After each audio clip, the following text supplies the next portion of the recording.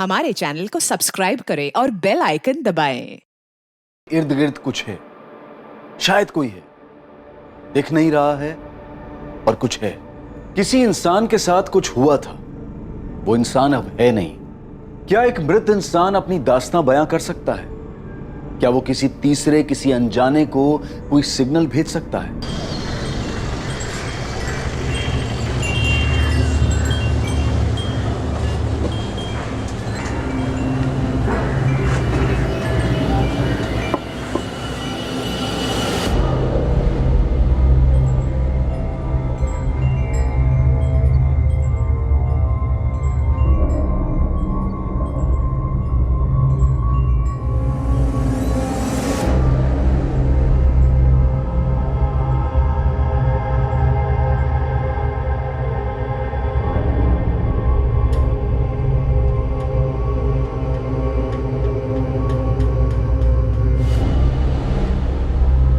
विद्या, तुलसी के लिए इतना बड़ा स्ट्रक्चर बालकनी में कौन बनवाता है? क्या मुकुंद, तुम हर दिन एक ही बात पकड़ के बैठ जाते हो यार। यार देखो तो सही, कितना अजीब लगता है ये। क्या अजीब? एक तुलसी तो है वहाँ। तुलसी थी जो कि पता नहीं कितने टाइम पहले सूख चुकी है, और एक छोटे से पौधे के लिए इतना बड़ा स्ट्रक्चर। हाँ तो बनवाया होगा। मुकुंद देखो, हम यहाँ रेंट पर रहते हैं तो इतना एडजस्ट तो करना ही पड़ेगा ना। अच्छा ठीक है, जब तुम अपना घर बनवाना तो वहाँ ऐसा कुछ मत बनवाना, ओके? यार मैं इसलिए बोल रहा हूँ क्योंकि देखो वो कितनी जगह घेर रहा है, वो कितना अजीब है सब कुछ, और वो पौधा ना जाने कितने टाइम पहले सूख चुका है। तो हम वहाँ नया पौधा लगवा देंगे। वैसे भी तुलसी का होना घर के लिए शुभ होता है, क्या बोलते हो? वो घर नए शादीशुदा जोड़े मुकुंद और विद्या ने किराए पर लिया, लेकिन वो तुलसी क्यारा इतना बड़ा, इतना अजीब था कि मुकुंद चाहकर भी उसे अनदेखा नहीं कर पाता था। उसकी वजह से मुकुंद बेचैन हो जाता था, और अब मुकुंद और विद्या को इस घर में एक दिल दहला देने वाला अनुभव होने वाला था।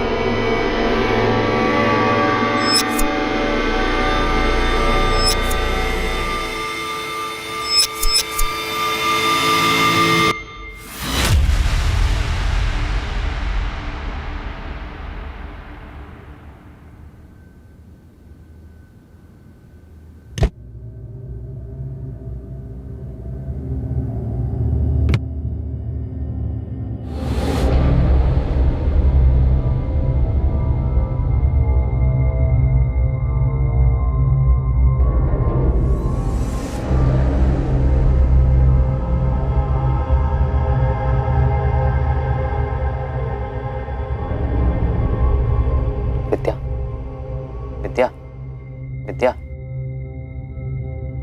क्या हुआ मुकुंद? यार वो तुलसी क्यारा। यार तुम्हें नींद में भी वही दिखाई देता है क्या? ये कोई वक्त है इस बारे में बात करने का? नहीं यार, मतलब कितना अजीब लगता है वो। अरे अजीब तुम लग रहे हो, रात को भी वही बात लेके बैठ गए। तुम्हें और कोई थॉट नहीं आ रहा है क्या आजकल? नहीं यार, कुछ अटपटा सा है। तो जाओ मुकुंद। विद्या मेरी बात तो सुनो यार, प्लीज। सुबह मैंने माली को बुलाया, वो आके दूसरा पौधा लगा देगा। अभी प्लीज सो जाओ, मुझे भी सोने दो।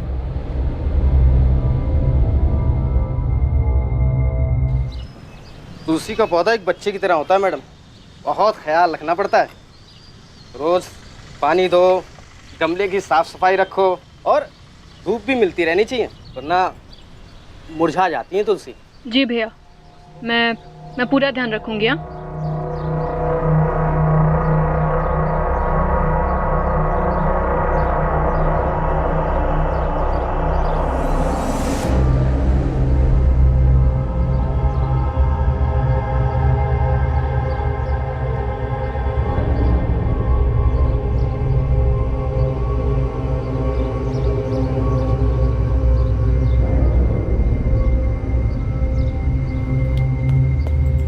लीजिए मैडम, हो गया।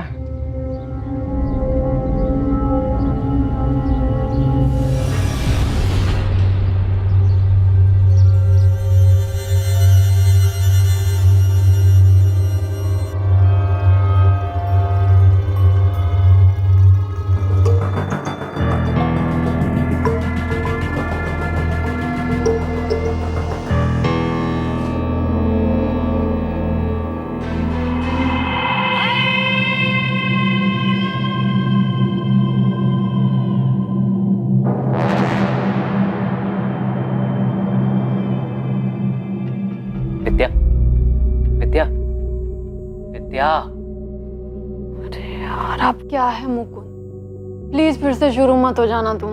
यार उस तुलसी क्यारे को देखकर लगता है जैसे किसी ने अपना सामान लाकर हमारे घर में रख दिया हो। यार इतना बड़ा क्यों बनवाया है वो? मुझे क्या पता मुकुंद। तुम्हें नहीं लगता कि कुछ अजीब है? इतना बड़ा कौन बनवाता है? तुम एक काम क्यों नहीं करते, कल रमन भाई से बात करो, देखो वो क्या बोलते हैं।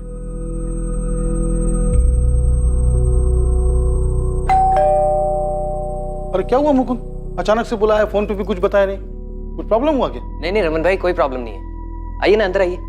रमन भाई घर बहुत अच्छा है, सब कुछ ठीक है यहाँ। हाँ। लेकिन वो बालकनी में। बालकनी में क्या हुआ? आप चलिए ना, मैं दिखाता हूँ आपको। चलो चलो चलो, क्या हुआ बोलो। अब ये जो आपने तुलसी के लिए बनवाया है, ये काफी बड़ा है, काफी जगह भी घेरता है और अच्छा भी नहीं लग रहा है। हाँ थोड़ा बड़ा तो है, लेकिन अभी बन गया तो क्या करें बोलो। अगर आप बोले तो हटवा दूं इसे।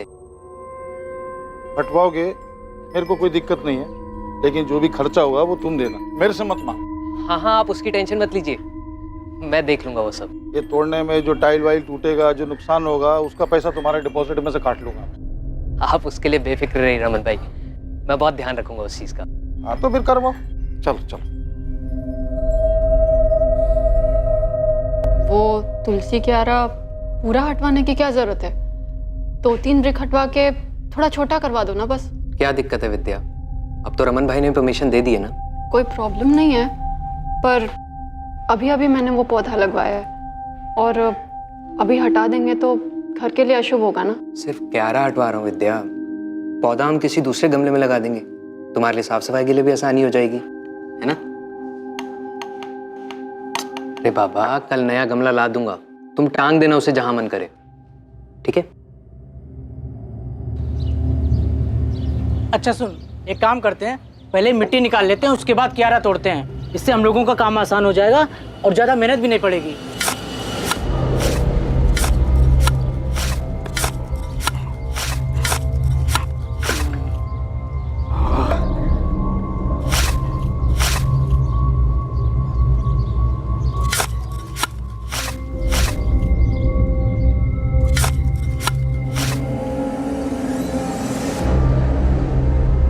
अबे ये क्या है? कपड़ा जैसा कुछ है क्या है यार? चल खींच, खींच, राजू खींच। भैया, भाभी। अरे क्या हो गया, क्यों चिल्ला रहे हो? भैया देखो इसमें है क्या अंदर, देखो भाभी देखो।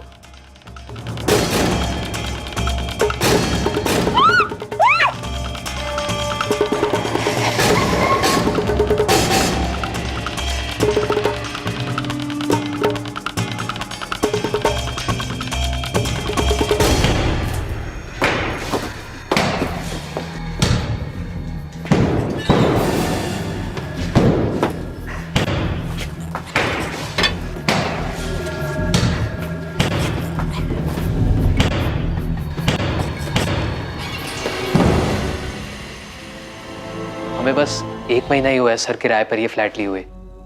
इतना बड़ा तुलसी का स्ट्रक्चर बालकनी में बहुत अजीब लगता था। मैंने मकान मालिक से बात की, उन्होंने तोड़ने की परमिशन दी। जब तोड़ने लगे तो उसमें से ये कंकाल निकला। मकान मालिक कौन है, नाम क्या उसका? रमन सरवैया नाम है सर, मैंने फोन किया है, वो आते ही होंगे। सर, है तो ह्यूमन स्केलेटन, लेकिन काफी बुरी हालत में, पेल्विक बोन्स तक टूट चुकी हैं, पता नहीं चल रहा है मेल है या फीमेल। स्केलेटन को फॉरेंसिक भेजो रीवा, देखते हैं उन्हें क्या मिलता है। ये कहां से लाए तुम लोग? कहां से लाए क्या मतलब? अरे हम कहां से लाएंगे, आपका घर है, आप जानो कहां से आया। बन रहे थे तो तुम होने, और तुमने जिद किया था वो तुलसी क्यारा तोड़ने के लिए, उससे पहले तो कुछ नहीं निकला यहाँ पे। कैसी बात कर रहे हो रमन भाई, 1 महीना हुआ मैं यहाँ पे आए हुए, और तुलसी क्यारा के अंदर से निकला है ना वो, तो आपको नहीं पता होगा कहां से है वो? पता तो आप ही को होना चाहिए, किसका कंकाल है? मैडम घर मेरा है, मैं रहता नहीं हूँ यहाँ पे, हमेशा से किराए पे ही है, और अब तो किराए पे भी कोई नहीं लेगा, सब डर जाएंगे। कितना नुकसान हो गया मेरा। रमन जी, आपको इस बात का जरा सा भी अंदाजा है कि क्या हुआ यहाँ पे? हाँ, समझ रहे हैं आप इसका मतलब? आपके घर से मानव कंकाल मिला है। किराए की बात तो बहुत दूर रही, हम आपके इस घर को सील करने जा रहे हैं, और चुपचाप हमें यह बताइए ये कंकाल किसका है और किसने दफनाया इसे यहाँ पे? रमन जी बोलिए, कहां से आया कंकाल? मुझे नहीं मालूम। 10 साल से किराए पे ही है। तो क्या 10 साल पहले दफनाया था इसको? हाँ, पता नहीं। तो फिर ये यहाँ आया कहाँ से? किसने दफनाया? तुलसी क्यारा आप ही ने बनवाया है ना, उसी में से निकला है। नहीं, हाँ हाँ, वो हितेश और धर्मेश ने बनवाया तुलसी क्यारा। हितेश, थोड़ा बारीक बारीक काटना। हाँ, नहीं तो करारे नहीं बनेंगे। सही ना, किसका फोन है? हेलो। तो धर्मेश मैम वो भी बात नहीं कर सकते, वो थोड़ा बिजी हैं। अच्छा, वैसे तुम्हें पता चला कि नहीं, धर्मेश की शादी फिक्स हो गई है। कौन है? आरती। मरवा के मानेगा यार। अच्छा ये लो, धर्मेश से बात करो। देखो कितना शर्मा रहा है, लड़की की फोटो भी नहीं दिखा रहा मेरे को। ये लो बात करो उससे, पूछना इससे कौन है। तू बजिया तन। क्या आरती, तुम भी मजाक कर रहे थे? दोनों मामा भांजे थे, लेकिन रहते एकदम दोस्त जैसे थे। करते क्या थे? वो कोई कंसल्टेंसी कंपनी में काम करते थे। ये तुलसी क्यारा किसने बनवाया था? मामा ने या भांजे ने? हितेश, मुझसे हितेश ने बोला था, भांजे ने। रमन भाई रेंट। हाँ। अच्छा वो रमन भाई, एक रिक्वेस्ट है। बोलो बोलो। हम लोग क्या सोच रहे थे कि वो बालकनी में एक तुलसी क्यारा बना लेते हैं। तुलसी क्यारा? जी हाँ, एक छोटा गमला ले आओ ने, तुम्हारा काम भी हो जाएगा और सस्ते में हो जाएगा। बोलो। नहीं, वो गमला तो बहुत छोटा हो जाएगा ना, तो 2-3 महीने में सूख जाता है। तो फिर हम सोच रहे थे कि थोड़ा बड़ा बना लेते हैं। हाँ, तो कितना बड़ा? आइए आपको मैं दिखाता हूँ।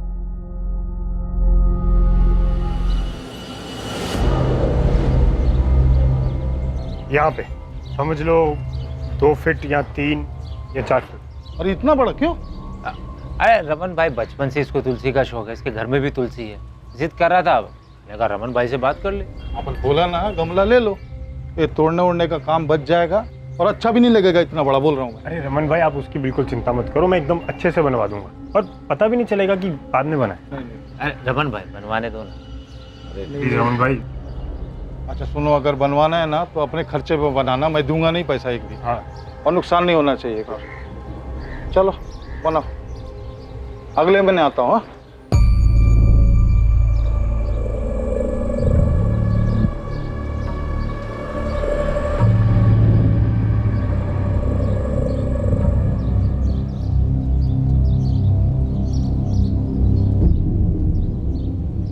धर्मेश, कुछ गड़बड़ तो नहीं लग रहा ना? एकदम परफेक्ट, इससे काम हो जाना चाहिए। पक्का? मतलब ऐसा तो नहीं लगेगा ना ये बालकनी के साथ नहीं बनाया था? नहीं, सही हो गया। फिर भी एक बार चारों ओर से देख के बताओ ना, मतलब पक्का कुछ पता नहीं चल रहा है ना? देख, तो तू नहीं बताएगा ना, किसी को पता नहीं चलेगा। अब कहाँ हैं दोनों मामा भांजे? पता नहीं मैडम, बाद में पता चला कि दोनों गायब हैं। मतलब मिसिंग? कैसे और कब से गायब है? ये तो पता नहीं, लेकिन यहाँ से जाने के कुछ दिन बाद गायब हो गए। कहाँ गए किसी को मालूम नहीं। अभी ज़्यादा कुछ तो नहीं, लेकिन इतना बता सकती हूँ कि ये नेचुरल डेथ नहीं थी, ये एक मर्डर था। जी, जिस तरह से बॉडी को छुपा कर रखा गया था, नेचुरल डेथ तो नहीं लगती, मर्डर ही होगा। अब बता सकते हैं मौत कैसे हुई होगी? यस सर, ये देखिए, स्कल पे बहुत गहरा निशान है, सर पर किसी चीज़ से बहुत जोर से वार किया गया होगा। वहीं रिब केज पे एक पसली टूटी हुई है, साफ जाहिर होता है किसी धारदार चीज से स्टैब किया गया है। मरने वाला कौन होगा? आई मीन मेल या फीमेल? अभी तो ये बताना मुश्किल है, क्योंकि इनका पेल्विक स्ट्रक्चर टुकड़ों में है और उसे असेंबल करने में थोड़ा वक्त जाएगा ही। जेंडर कंफर्मेशन और उम्र पता लगाने के लिए हमें कुछ टेस्ट और करने होंगे। सबसे पहली चौंकाने वाली बात थी कि कंकाल घर के उस स्ट्रक्चर से मिला था जिसे तुलसी के पौधे के लिए बनाया गया था। दूसरी हैरान करने वाली बात यह कि जिस धर्मेश और हितेश ने इसे बनवाया था, वो दोनों खुद ही लापता थे। और तीसरी बात यह कि ऐसा हत्या को छुपाने के लिए किया गया था। अभी तक ये पता नहीं चल पाया था कि वो कंकाल किसी महिला का था या फिर पुरुष का।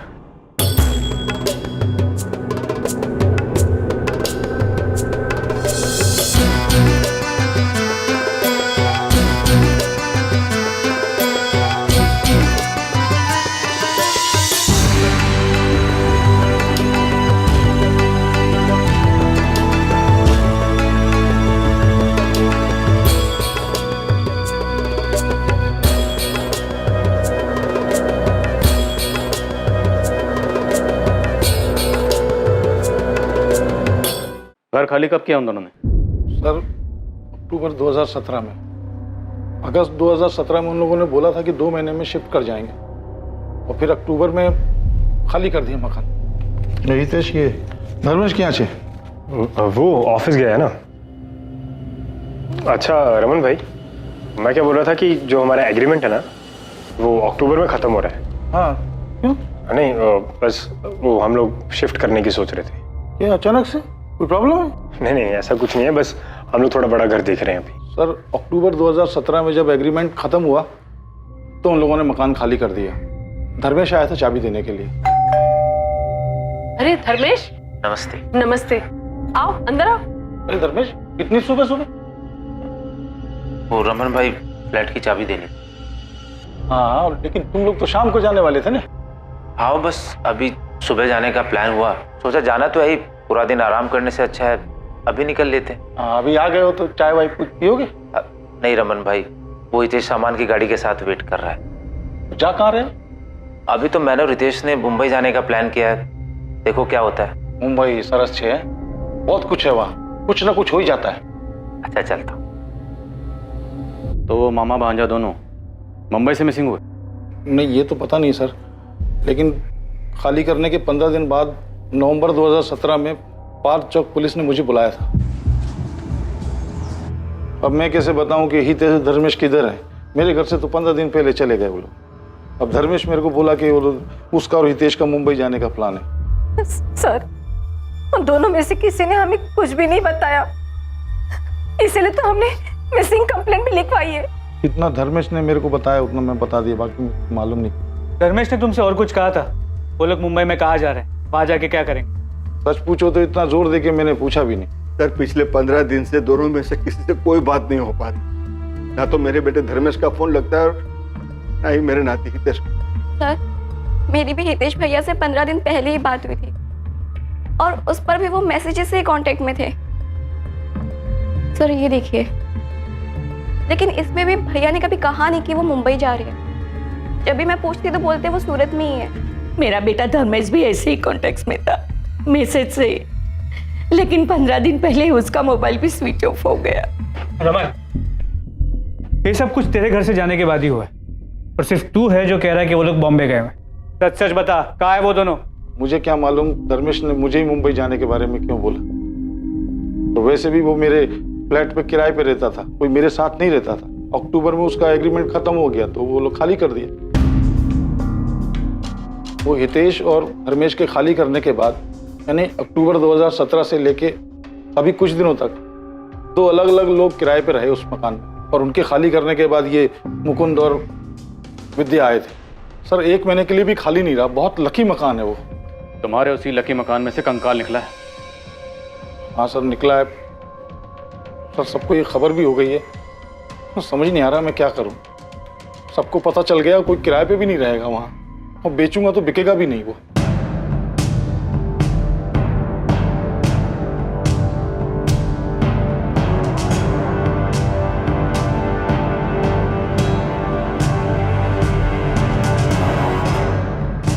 प्रॉपर्टी के दाम बढ़ने के साथ ही किराए पर रहने का चलन भी बहुत बढ़ा है, लेकिन क्या आप नए घर में जाने के पहले उस घर की बारीकी से जांच और पड़ताल करते हैं कि वहां पहले कोई अपराध या क्राइम तो नहीं हुआ? पूरा सूरत हैरान है कि ये कंकाल हमेशा से इस घर के अंदर एक तुलसी क्यारा में दबा हुआ उन दोनों किराएदारों की आंखों के सामने ही था, लेकिन उन्हें इस बात का बिल्कुल भी अंदाजा नहीं लग पाया था। तुलसी क्यारा यहाँ रहने वाले 2 पुराने किराएदारों ने बनवाया था, जो कि खुद भी अभी लापता है। पुलिस को इस मामले में अभी तक कोई भी सफलता हासिल नहीं हुई है और वो मामले की जांच में। रौनक, तुम्हें वो तुलसी क्यारा याद है ना? कैसे भूल सकता हूँ भाभी? नहीं यार, मैं सोच रहा हूँ कहीं और काम देख लूँ यार। यहाँ तो रात रात भर सिर्फ गधा मजदूरी करवाते हैं और साला इतनी मेहनत के बाद सैलरी के नाम पर अकाउंट में सिर्फ चिल्लर ही आता है। मेरे दोस्त मोहित को मेरे बाद जॉब लगी, 6 महीने में कार ले लिया उसने। बता रहा था उसके यहाँ कोई जूनियर मैनेजर की वैकेंसी है, ज्वाइन कर लूँ क्या? भाभी नहीं, ध्यान क्या तुम्हारा? कुछ नहीं रौनक, बस मैं यही सोच रही थी कि बालकनी में इतना बड़ा तुलसी क्यारा बनवाने की क्या जरूरत थी। हद है यार, मतलब मैं क्या पूछ रहा हूँ, तुम क्या बोल रही हो यार? इस हैरत अंगेज क्राइम की पल पल की खबर हम आप तक पहुंचाते रहेंगे, बने रहिए हमारे साथ। हितेश और धर्मेश के बाद जो किराएदार रहने के लिए आए थे, क्या नाम बताया उनका? वो रौनक और भाविनी सर। अभी कहाँ है? एड्रेस तो नहीं पता सर, लेकिन सूरत में ही है कहीं। फोन नंबर तो होगा? जी। धर्मेश और हितेश को अब ढूंढना मुश्किल होगा शायद। हम लोग हर जगह देख चुके, मुंबई पुलिस की भी मदद ली थी, इनके फोटोज और डिटेल्स वहां भी भिजवाए थे, लेकिन कुछ निकला नहीं। तो क्या केस वैसे ही रह गया? और कर भी कह सकते, किसी करीबी को कोई अंदाजा नहीं, और दोनों की फैमिलीज को कुछ भी नहीं पता।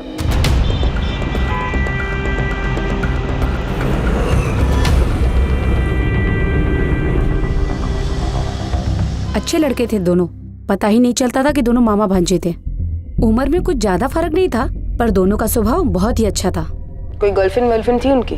ये तो नहीं पता कि वो कौन थी, पर एक लड़की थी जरूर जो कभी कभी आती थी। क्या नाम था? अब नाम तो नहीं जानती, लेकिन वो धर्मेश के साथ दिखती थी कभी कभी।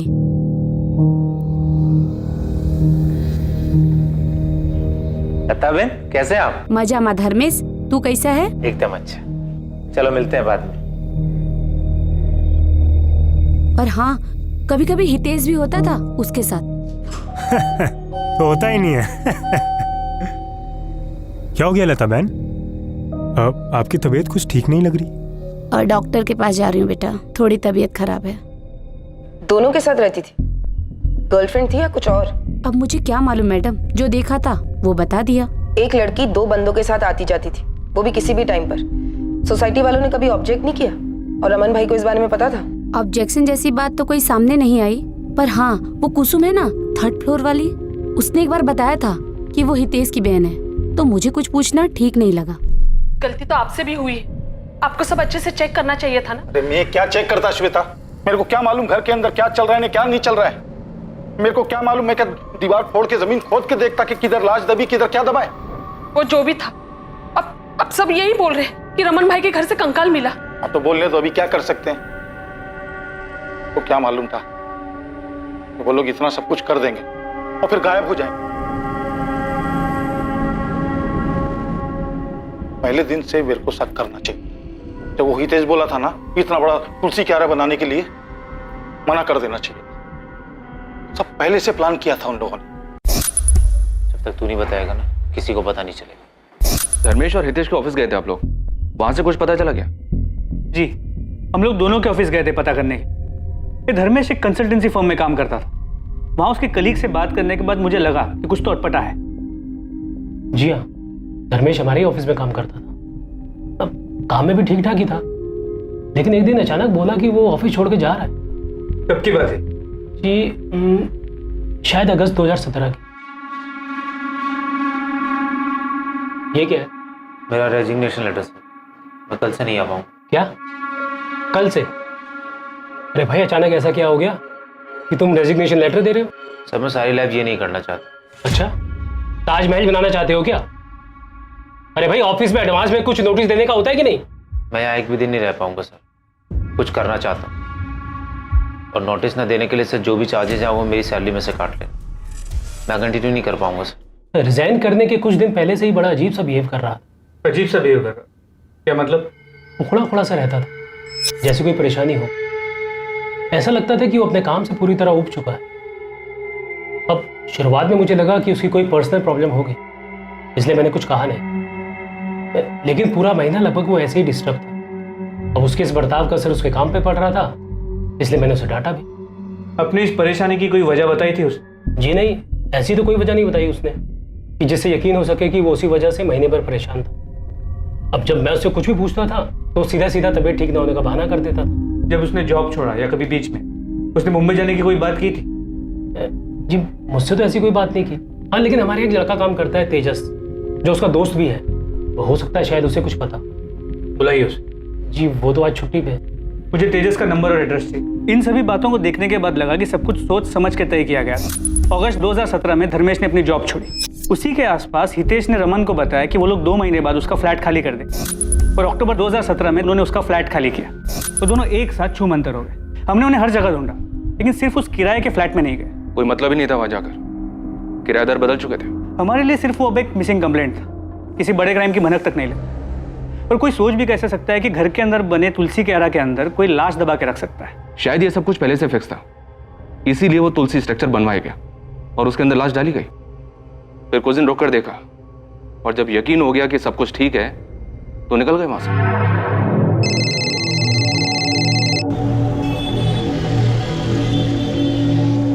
अरे वाह, बोलो। सर, धर्मेश और हितेश के एसके अपार्टमेंट वाले पड़ोसियों से बात हुई। पता चला है किसी लड़की का उनके घर आना जाना था। लड़की? कौन थी वो? नाम, एड्रेस कुछ पता चला क्या? नहीं, अब तक नहीं सर। ठीक है, पता करो। किसी लड़की के बारे में पता चला था आप लोगों को जो उनके घर आती जाती हो? हाँ, इन्वेस्टिगेशन के दौरान एक आरती चावड़ा का नाम सामने आया था। धर्मेश के दोस्त तेजस ने भी उसके बारे में बताया।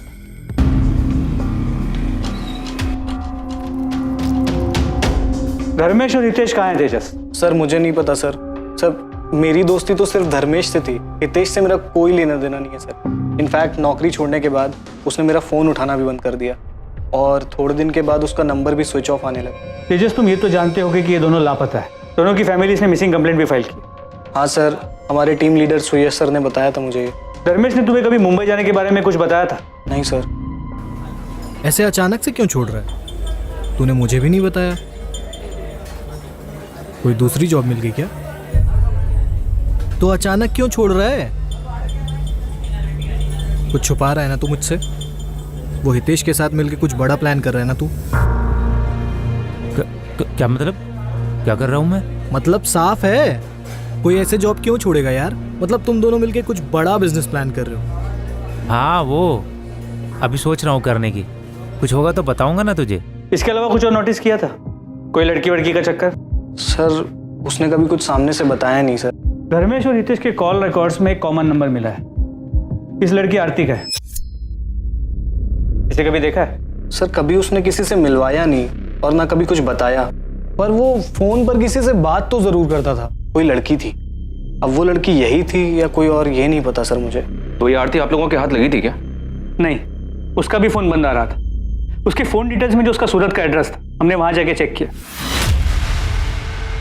हाँ सर, ये मेरी ही किराएदार थी, लेकिन आप इसे क्यों ढूंढ रहे हैं? यहाँ से कहाँ गई? इसकी डिटेल्स होंगी ना, रेंट एग्रीमेंट तो हो गई। यहाँ से कहाँ गई ये तो पता नहीं सर, लेकिन फरवरी में वो यहाँ से चली गई थी और उसके बाद नया किराएदार आ गया तो मैंने भी एग्रीमेंट फेंक दिया। एग्रीमेंट फेंक दिया? तो क्या करता सर, यहाँ तो किराएदार आते जाते रहते हैं और एक बार किराएदार यहाँ से चला जाए तो फिर। अपने किराएदारों के डिटेल्स आप किसी बुक में तो लिख के रखते होंगे ना? यहाँ से जाने के बाद या आने से पहले किसी ने कोई कांड किया तो? नहीं सर, अब क्या पता था कि किराएदार के एक बार जाने के बाद फिर उसे दोबारा कांटेक्ट करना पड़ेगा। लेकिन सर मैं अपने यहाँ सिर्फ शरीफों को ही कमरा किराए पर देता हूँ। शक्ल देखकर बता सकते हो कौन कांड करेगा कौन नहीं? सबसे खतरनाक मर्डर भोली शक्लों वाले लोग करते हैं। आरती ने कोई मर्डर किया है सर? वो हम इन्वेस्टिगेट कर रहे हैं। 2 लड़के गायब हैं और उनकी फैमिलीज ने मिसिंग कंप्लेंट फाइल की। आरती उन्हें जानती थी पर आरती का भी फोन बंद आ रहा है। ये आरती जॉब कहाँ करती थी? किसी सॉफ्टवेयर कंपनी में HR में थी। उसके बाद भी हमने आरती को ट्रैक करने की कोशिश की। फिर हमें लगा कि शायद उनके रिलेशन के बारे में उनकी फैमिलीज को पता नहीं था। शायद धर्मेश आरती को लेकर भाग गया था और हितेश ने उनकी मदद की, लेकिन आगे की इन्वेस्टिगेशन में ऐसा कोई लिंक सामने नहीं आया। और ये हितेश जहाँ काम करता था वहां से कुछ पता चला? हितेश एक टूर्स एंड ट्रेवल्स की कंपनी में काम करता था। हितेश वो तो गजब का धोखेबाज निकला सर। अगस्त 2017 को सैलरी निकाला मेरे पास और उसके बाद तो उसने दर्शन ही नहीं दिया। कितना फोन किया मैंने पर लड़का बात करने तक को राजी नहीं। उसके बाद कभी उससे कांटेक्ट हुआ? बस सर एक मैसेज किया था उसने, जगन भाई मैं काम छोड़ रहा हूँ, दूसरा काम पकड़ लिया है। अब मैं उसको क्या बोलता सर? शिरडी का 2 टूर सर पर था जो इस हितेश के भरोसे बुक किया था मैंने, लेकिन वो साला तो टांग दे गया ना। हितेश की बहन नमिता, माँ सरला, पिता दलपत, धर्मेश के पेरेंट्स कोकिला और हसमुख, उन दोनों की खोज खबर लेने के लिए महीनों तक फोन करते रहे। शुरू में तो वो हर हफ्ते पुलिस स्टेशन आते थे, फिर वक्त भी था तो आना बंद किया, पर पूरे 1 साल तक वो लोग फोन करते रहे और शायद वो लोग भी ये बात समझ गए, इसलिए अक्टूबर 2018 के बाद उन्होंने कभी फोन नहीं किया। इतनी इन्वेस्टिगेशन की आप लोगों ने, कहीं किसी मोड़ पर आपको ऐसा लगा क्या कि ये दोनों किसी गलत काम में थे? सुनील, ऑफ द रिकॉर्ड कहूँ तो एक पल के लिए लगा था कि इन लोगों ने ऐसा ही कोई क्राइम किया है और इसीलिए भाग रहे हैं, लेकिन ये प्रूव करने के लिए हमारे पास कोई भी सुराग नहीं था और फिर हम दूसरे केसेस में बिजी हो गए। लेकिन हमें कभी भी ऐसा नहीं लगा था कि इन्होंने उस किराए के फ्लैट में इतना बड़ा कांड करके लाश को दफन किया। यस, अगर वो कंकाल सामने नहीं आता तो किसी के लिए भी इस बात का अंदाजा लगाना बहुत मुश्किल था।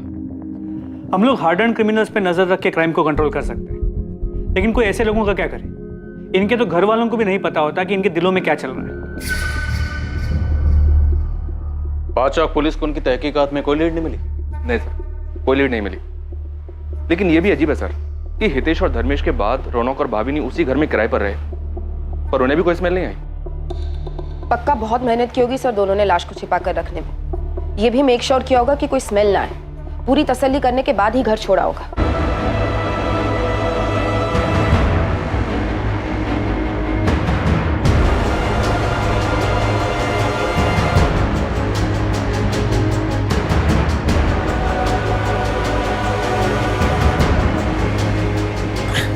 हमें ध्यान देना होगा कहीं कोई बदबू ना आए। हाँ हितेश, हमें समय समय पे चेक करना होगा। अगर पड़ोसियों को बदबू आ गई ना, हम फंस जाएंगे।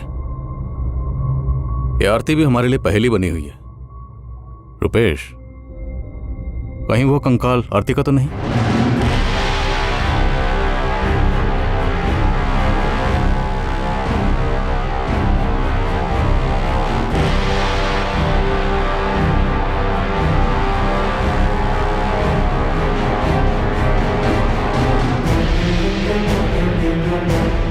मुझे लगता है हमें हितेश और धर्मेश की फैमिली से बात करनी चाहिए। पुलिस से अचानक कांटेक्ट बंद हो गया उनका। कहीं ऐसा तो नहीं कि उनके बेटों ने उन्हें कांटेक्ट कर लिया हो? ठीक है, वो आप अकेले निकलो, बिना बताए उनके घर पहुंचो, देखते हैं क्या हाथ लगता है। सर एक बार ये रौनक और भावनी से भी बात करें क्या? अक्टूबर 2017 से मई 2019 तक तकरीबन 2 साल ये दोनों उसी घर में रहे। उनके बाद मुकुंद और विद्या आए जून में। रौनक और भावनी से पूछते हैं सर, क्या उन्हें कभी कोई स्मेल नहीं आई? बुलाओ इन दोनों को भी, उनके पास भी कोई ना कोई कहानी तो होगी सुनाने के लिए। इस हत्याकांड में शक की सुई अब हितेश और धर्मेश पर थी, और अभी तक पुलिस को इसका भी कोई अंदाजा नहीं था कि मरने वाले की पहचान क्या थी। वो सिर्फ अंदाजा लगा रहे थे कि विक्टिम शायद आरती थी, जिसे दोनों ही सस्पेक्ट जानते थे। लेकिन उसकी हत्या क्यों हुई थी, इसकी भी अभी तक कोई वजह सामने नहीं आ पाई थी। क्या वाकई में पुलिस का यह अंदाजा सही था? क्या सच में ऐसा ही हुआ था, या कहानी में कोई तीसरा एंगल भी था जिसमें न मारने वाले का पता था और न मरने वाले का?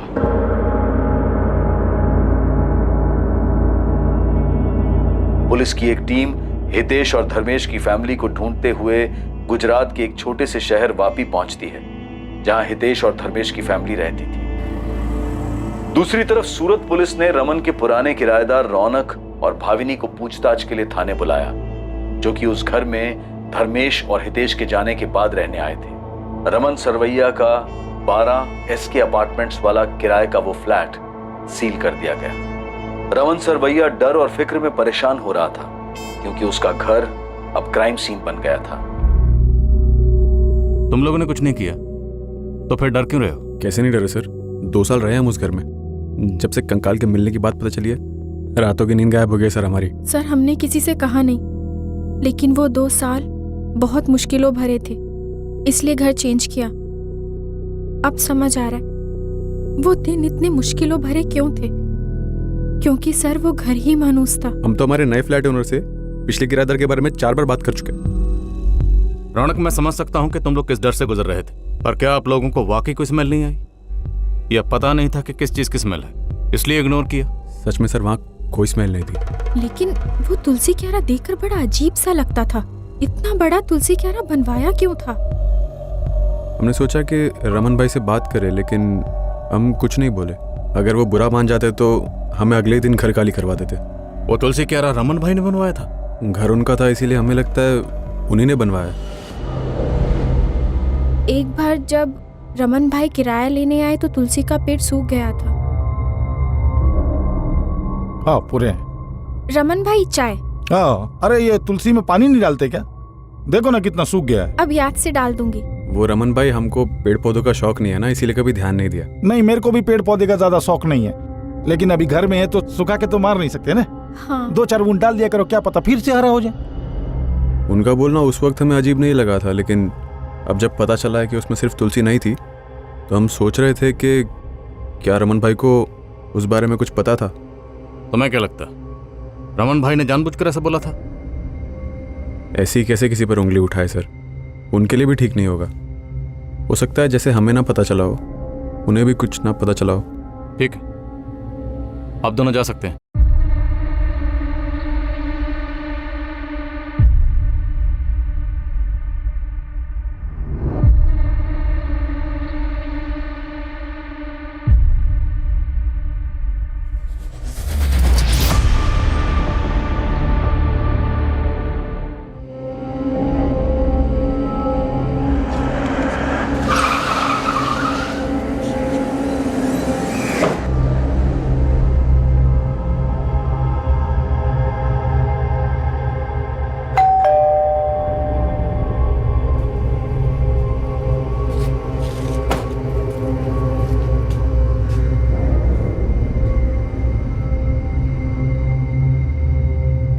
वो दोनों जिस घर में रहते थे वहां से कंकाल मिला हमें। उस घर में तुलसी, क्यारा, धर्मेश और हितेश नहीं बनवाया था।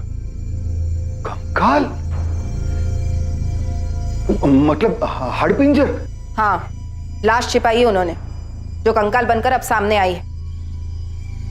हमें शक है कि दोनों ने मिलकर मर्डर किया है, इसीलिए 2 सालों से फरार हैं। क्या बोल रही है मैडम आप? एक तो आप उन दोनों का पता नहीं लगा पा रही है और ऊपर से इस तरह का बेकार इल्जाम लगा रही है उन पर। देखो, बेवजह नाम मत घसीटो दोनों का।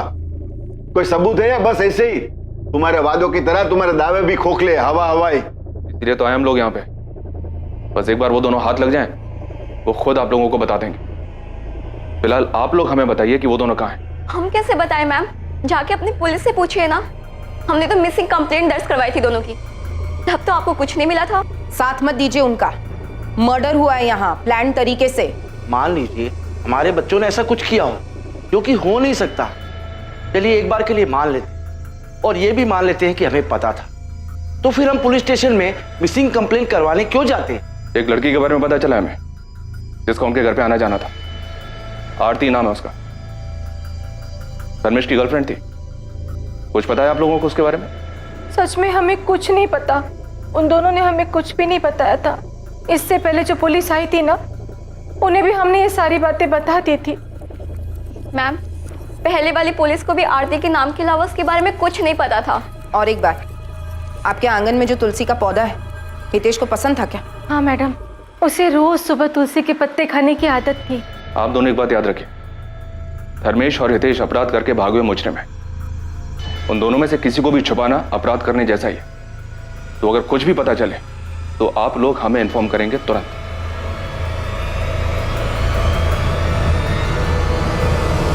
डॉक्टर, कोई नई इन्फॉर्मेशन? जी बिल्कुल, मैं आपको बता सकती हूँ कि मरने वाला कोई मेल था और उसकी उम्र तकरीबन 24 से 30 वर्ष रही होगी। और मौत कितना अर्सा पहले हुई थी? हमने जो बोन टेस्ट किए हैं उससे तो यही पता चलता है कि स्केलेटन 2 से 4 साल पुराना है। सर, अभी तक उस घर में 4 किराएदार रह चुके हैं। पहले धर्मेश और हितेश, और उनके बाद भाविनी और रौनक। पता नहीं किसने किसको मारा है। मुझे नहीं लगता रौनक और भावनी ने किसी को मारा, क्योंकि उनसे बातचीत में ऐसा कुछ सामने नहीं आया। ये तो अजीब ही है सर। अभी तक तो हम इस मामा भांजे की जोड़ी को सस्पेक्ट मान के चल रहे थे कि इन्होंने शायद किसी लड़की को मारा था और शायद वो आरती होगी, लेकिन यहाँ तो मामला ही उल्टा निकला। तो फिर मरा कौन था सर? नहीं, जो भी हो, इतना तो है कि ये जुर्म तब हुआ जब उस घर में ये मामा भांजा दोनों रह रहे थे। वो दोनों गायब है, तो इन दोनों का इस जुर्म से कोई ना कोई ताल्लुक तो है। जी सर, मुझे भी ऐसा ही लगता है। वो तुलसी क्यारा भी उन दोनों की करामात थी, और उन दोनों के वापी वाले घर में भी हमने तुलसी क्यारा देखा। इस बात के चांसेस ज्यादा हैं कि इन दोनों ने किसी तीसरे को मारा, जो कि मेल था। या ये भी हो सकता है कि मामा भांजा की आपस में किसी बात को लेकर खटास रही हो और हितेश ने धर्मेश को मार डाला, क्योंकि रमन को वो तुलसी क्यारा बनाने के लिए हितेश ने अप्रोच किया था। लेकिन सर, इसका उल्टा भी तो हो सकता है। हो सकता है धर्मेश ने हितेश को मारा हो, क्योंकि मकान मालिक को चाबी देने के लिए धर्मेश ही गया था। दोनों ना से ही कोई एक तो पकड़ में आए जो हमें सच बता सके कि असल में वहां हुआ क्या। या फिर हमें ये आरती मिल जाए।